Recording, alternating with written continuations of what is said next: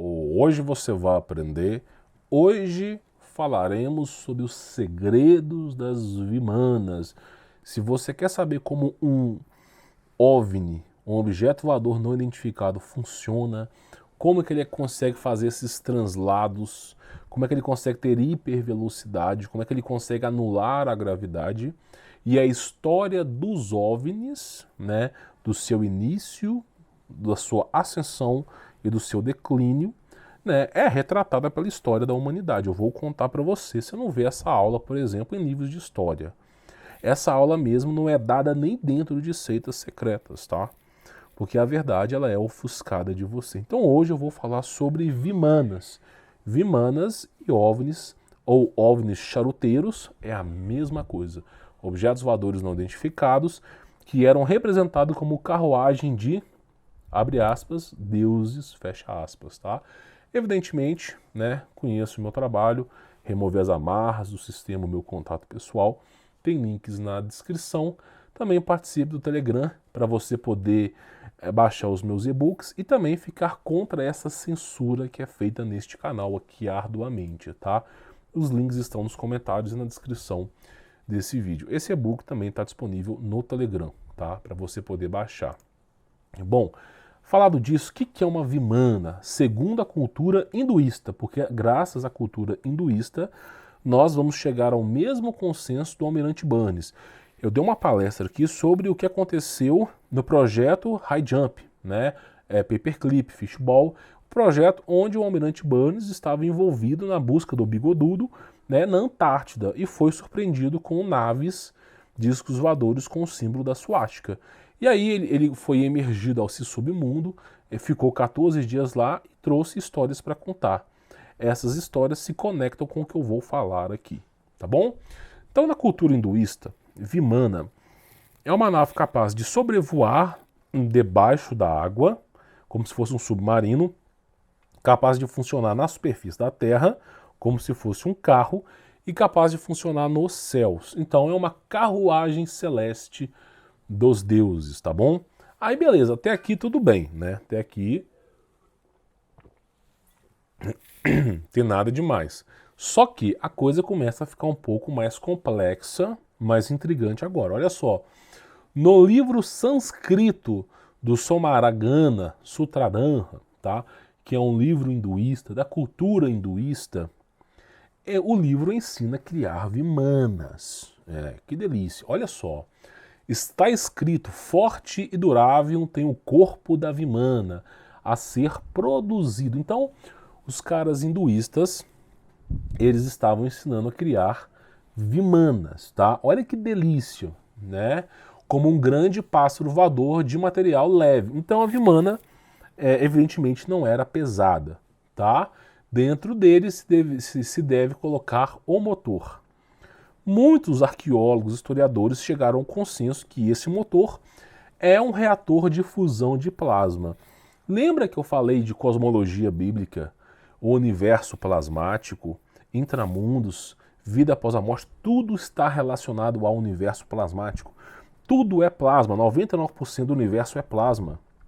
E a Terra é um ambiente controlado. O novo corpo que você recebe na ressurreição de Jesus é plasmático. Tudo é plasma, sua alma é plasma.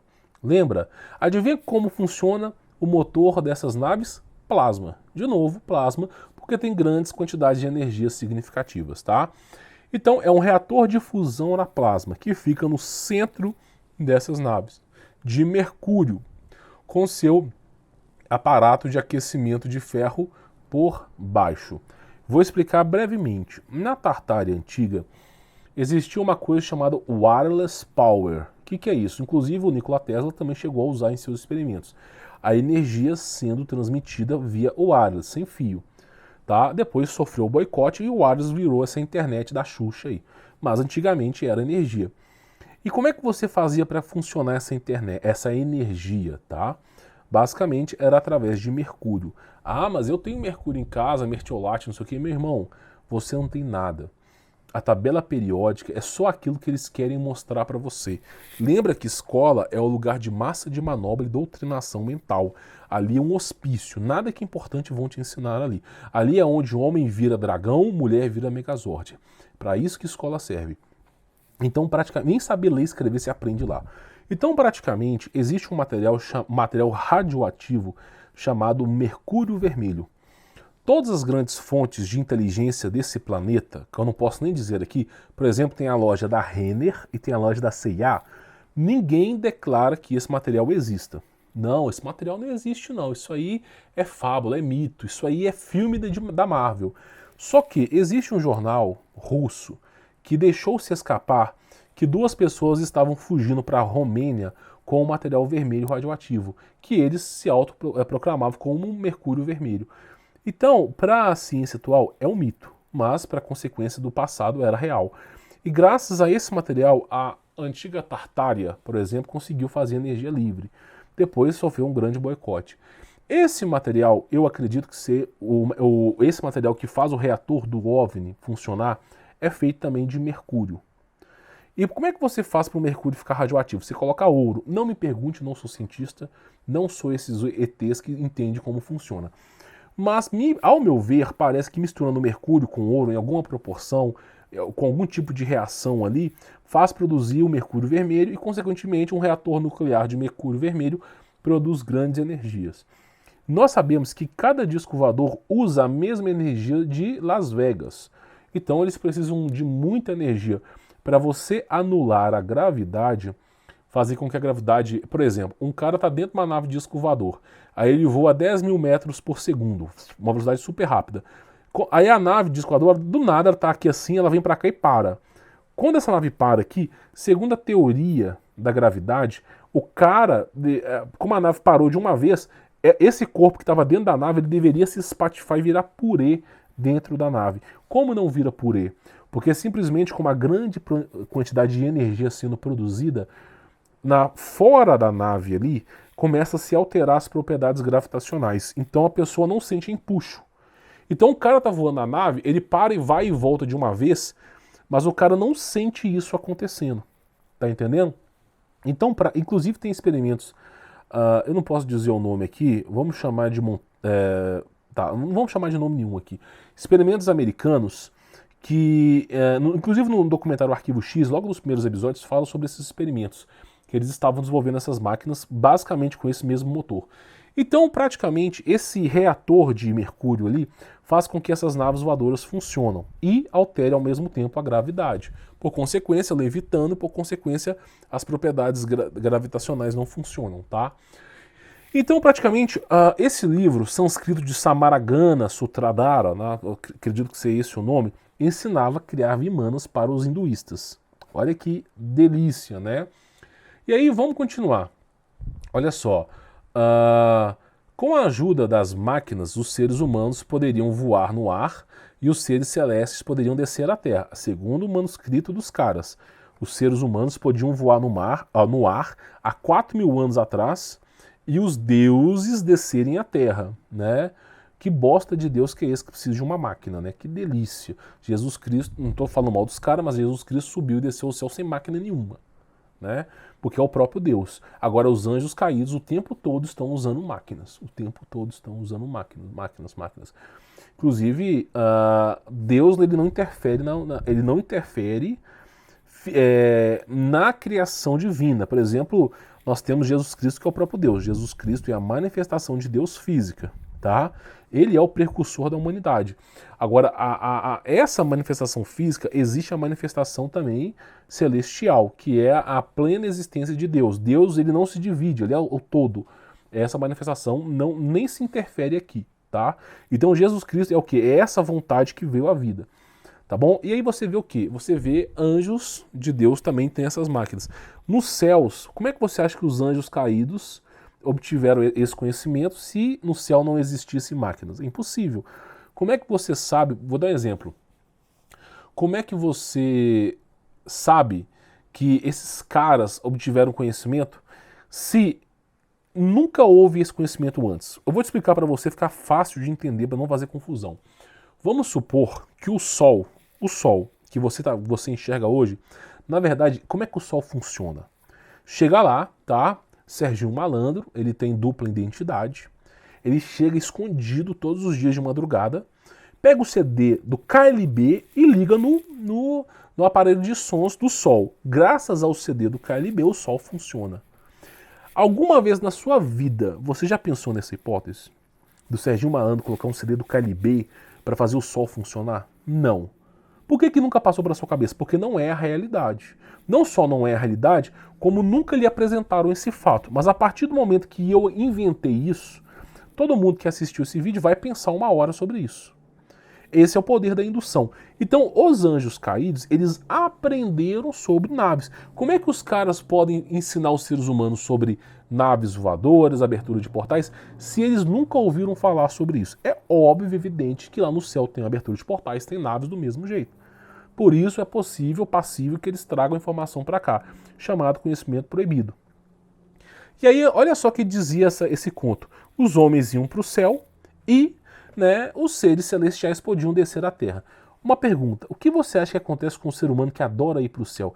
Imagina Deus cria a existência humana com a finalidade que a humanidade se volte para Deus. Aí os anjos caídos, por interferência, começam a falar assim, vamos botar o ser humano no céu. E graças ao período pré-diluviano e pós-diluviano, os seres humanos começaram a querer ir para o céu através das vimanas. História de Tubal-Caim, história de Nimrod. Então os caras querem fazer a ascensão aos céus. Quando se sobe muito, a queda é muito maior também. Então Deus começou a erradicar esses povos que começaram a usar vimanas. Então os anjos caídos ensinavam a usar vimanas, esses povos queriam erguer aos céus, Deus ia lá e erradicava esses povos. Exatamente como fez com Sodoma e Gomorra. E aí o que aconteceu? Os anjos caídos começaram a refrear essa tecnologia.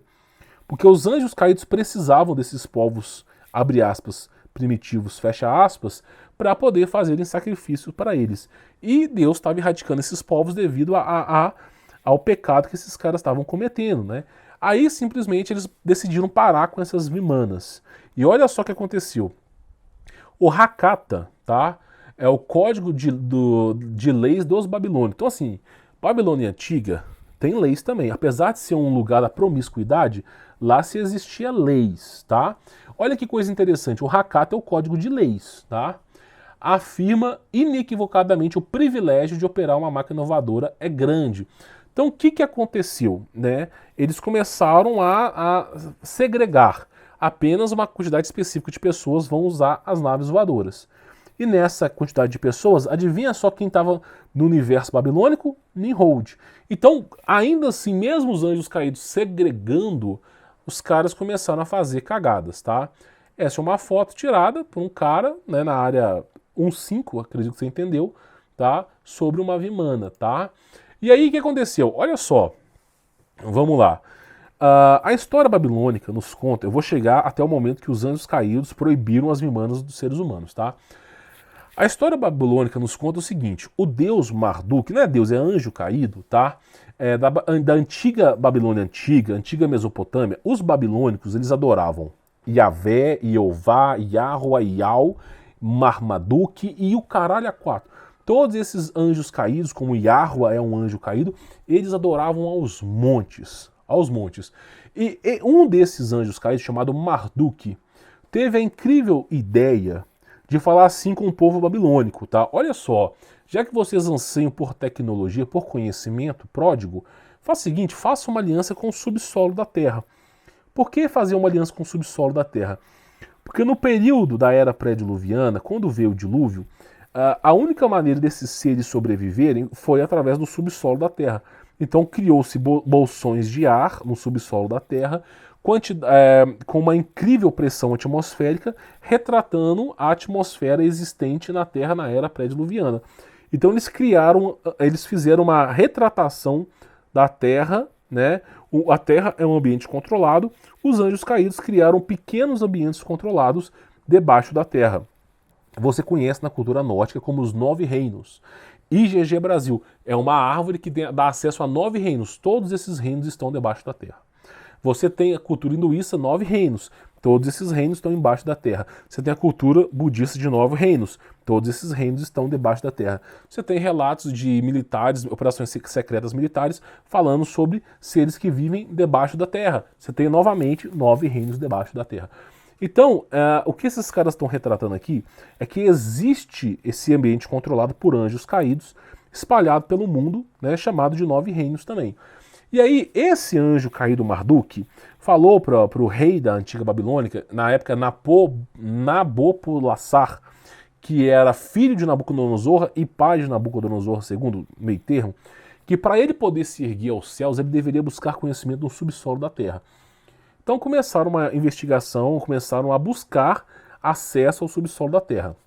Fizeram uma aliança com o povo do Hollow-Earth, obtiveram conhecimento proibido desse povo que sobreviveu ao dilúvio no subsolo da terra e usaram essa tecnologia para poder se erguer ao céu através da Torre de Babel, que foi aderizada por Nimrod, tá? Então eles fizeram aliança com o subsolo para poder se erguer aos céus, tá bom? Olha o que aconteceu, vamos lá. Deus, ao perceber a cagada que eles estavam fazendo, o conhecimento proibido, Deus simplesmente confundiu a língua do povo e dispersou o povo. É o que nos é contado. A história bíblica nos diz que Nimrod, entre outros, estavam construindo a Torre de Babel tijolo por tijolo. Que delícia, realmente. Só que os contos antigos, por exemplo, o Hakata, entre outros, fala que a Torre de Babel era tão alta que você via montanhas como pasto. Eu estou a mais de 1000 metros de altura e eu não enxergo montanhas como pasto. Para você enxergar montanhas como pasto, você tem que estar acima de 10 a 12 mil pés de altura. Como é possível, há 4.000 anos atrás, um prédio ter 10 ou 12 mil pés de altura? Se existisse de fato um prédio com 10 a 12 mil pés de altura, praticamente os escombros dele ainda estarão visíveis para todos nós. Mas não estão. Logo, presume-se que, na verdade, não era um prédio, era uma cidade voadora. Então, se você entende a Torre de Babel, inclusive você pega a imagem da Torre de Babel e você pega a imagem, por exemplo, de uma Vimana, é bem semelhante. Uma Vimana hinduísta. Então, o que acontece? A Torre de Babel é um consenso que é muito mais fácil uma cidade voadora do que um prédio de 10, 12 mil metros de altura. Mas as pessoas acham que é fácil criar prédio. Quando você olha para um barracão numa favela, que o pedreiro foi lá e montou 3 andares para cima, você acha aquilo ali é tranquilo. Não é. Cada vez que você coloca um tijolo para cima, o tijolo de baixo, ele começa a receber uma carga, até chegar a um ponto de ruptura. Mas eu faço de coluna de concreto com ferragem. Cada vez que você sobe para cima, a parte de baixo começa a receber pressão. Então, a base de qualquer construção recebe muita pressão. Chega um certo momento que é um momento de ruptura. Nenhum material da tabela periódica consegue suportar isso, nem mesmo com engenharias avançadas. Então, como é que você fazia para erguer algo no céu muito forte? Era através de uma pirâmide. Isso é óbvio, é um consenso mundial, tá? Porém, o que acontece? Não dá para você erguer o negócio até lá em cima. Não dá.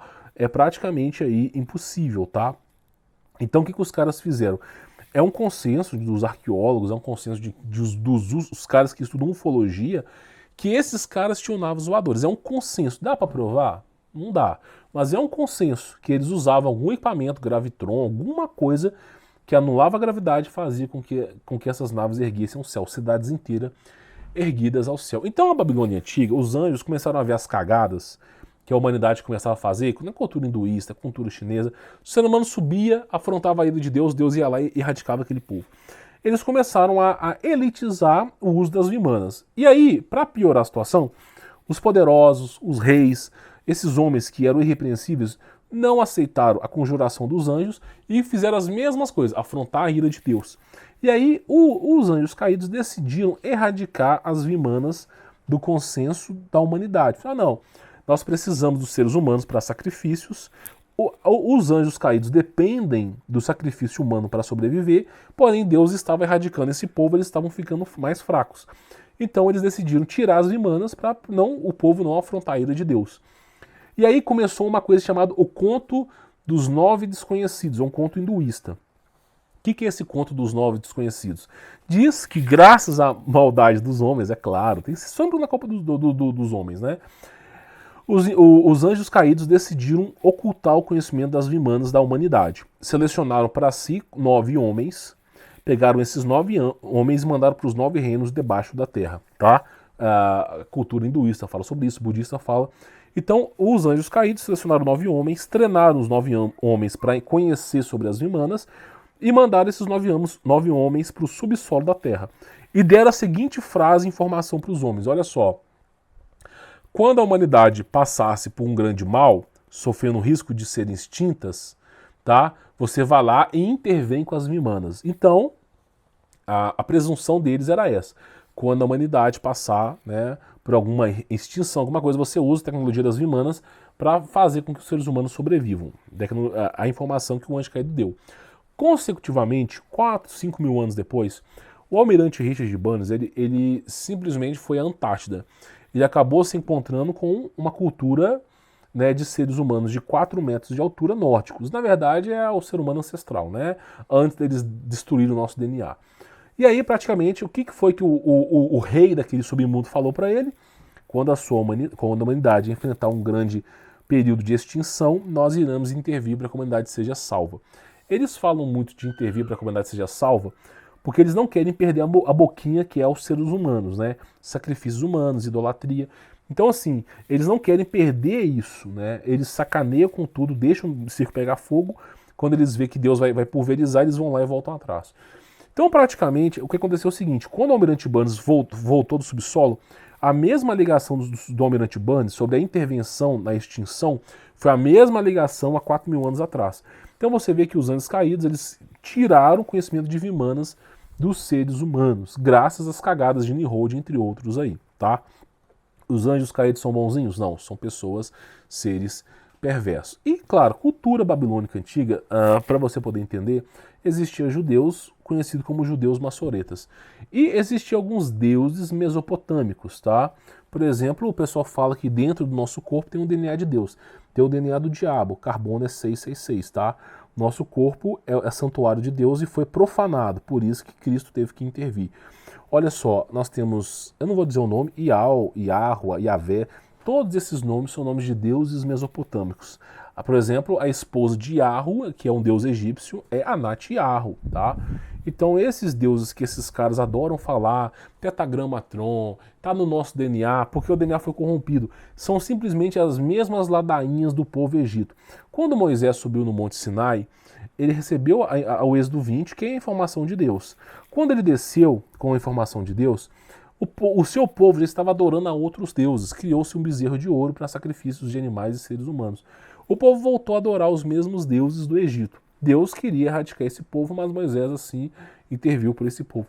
Então, praticamente, o que acontece? O povo acha que esses nomes aí, Ial e não sei o quê, porque passarinho canta, é o nome de Deus. Vai lá, meu filho, vai, fique na vontade, se lambuze com a promiscuidade, mas não queira levar nenhum fiel de Jesus com você. Se você quer ir para o inferno, vá sambando, rebolando essa periquita para cima e para baixo, mas não leve um cordeiro de Cristo, tá bom?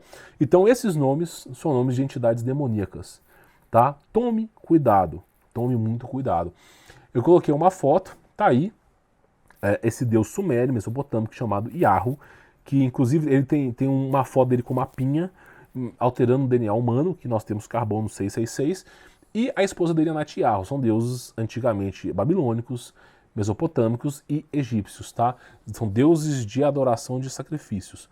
Toma muito cuidado com aquilo que você adora. O meu Deus é Jesus Cristo e eu não abro mão dele para o seu demônio poder entrar. Não abro.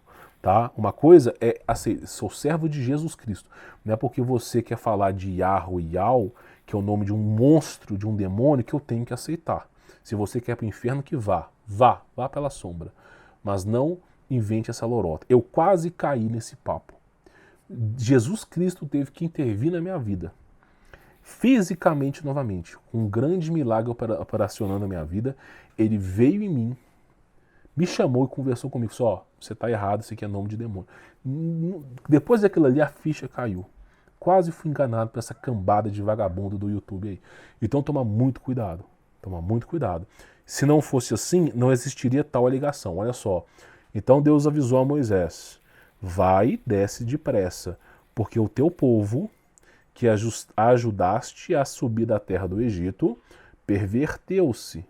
Povo já tinha se pervertido, os israelitas, vai lá, adora Israel, que delícia. Onde é que vai vir um anticristo? Pois é. Então assim, fizeram para si um bezerro de metal fundido, e o estão adorando e lhe estão oferecendo louvores e sacrifícios. Né? Tenho observado esse povo, eis que o povo de dura serviço teimoso, povo se lambuzando com a promiscuidade, tá? Agora, portanto, deixa-me para que se inflame contra eles minha ira e eu os consuma. Êxodo capítulo 32, versículo 7 a 10. Então Deus já estava cansado desse povo. Moisés que estava intervindo por esse povo. Tá? E aí simplesmente o povo adorando esses deuses mesopotâmicos, que na verdade são anjos caídos. Tá? Olha que delícia. Então o próprio Deus guia o povo e o povo faz o quê? Vira as costas e vai para o demônio. Aí Deus vai lá e por misericórdia se manifesta na carne, Jesus Cristo. O povo vai lá, iau, vai lá no seu iau, vai lá, se emboque. Meu irmão, faça o seguinte, se emboca 3 horas da manhã, você vai numa floresta, vai assim, correndo, 3 horas da manhã, bota um retardado para gravar, fica um cara na floresta, com a câmera na mão, atrás de você, e você gritando, iau, iau, iahua, sai gritando 3 horas da manhã na floresta, sai gritando. Vai ver o que vai aparecer na sua frente. Começa a recitar nomes de demônios no absoluto escuro, às 3 horas da manhã, quando a atividade demoníaca está mais forte. Vai recitando. Vamos ver o que vai aparecer na sua frente. Aí você pega o vídeo e mostra aqui pra gente. Aqui. Que delícia. Cuidado, tá? Cuidado com esses demônios aí. Você está sendo enganado. Estão trocando o nome de Jesus, o Salvador, por meio prato de lentilha. E você está caindo contra o vigário. Então, assim, eu quase fui dessa para melhor, para pior, graças a esse engano. Cambada de arrombado que ensinava coisa errada aqui. Graças a Jesus Cristo eu aprendi a verdade. Eu posso não ser pastor, posso não ser ninguém, mas de uma coisa tenho certeza, o nome de Jesus é verdadeiro. E ai daquele que fala contra esse nome. Que a ira de Deus afronte essa pessoa aí, tá? É óbvio que eu desejo que a pessoa seja salva, mas você trocar o nome de Deus por nome de demônio é um dos piores, se não o pior pecado que existe. Blasfêmia contra o Espírito Santo. Tem que tomar muito cuidado, tá? Bom, espero que você tenha entendido sobre Vimanas. A ideia era repassar para você conhecimento básico de como que elas operam e funcionam. Tem a parte 2, onde eu vou explicar muita coisa para vocês aqui. Mas de antemão, eu espero encarecidamente que você tenha aprendido alguma coisa aqui, tá bom? Like, se inscreva, ative as notificações, participe do Telegram. Conheça o meu trabalho aí. Vou ficando por aqui, sou Humberto Volts, forte abraço.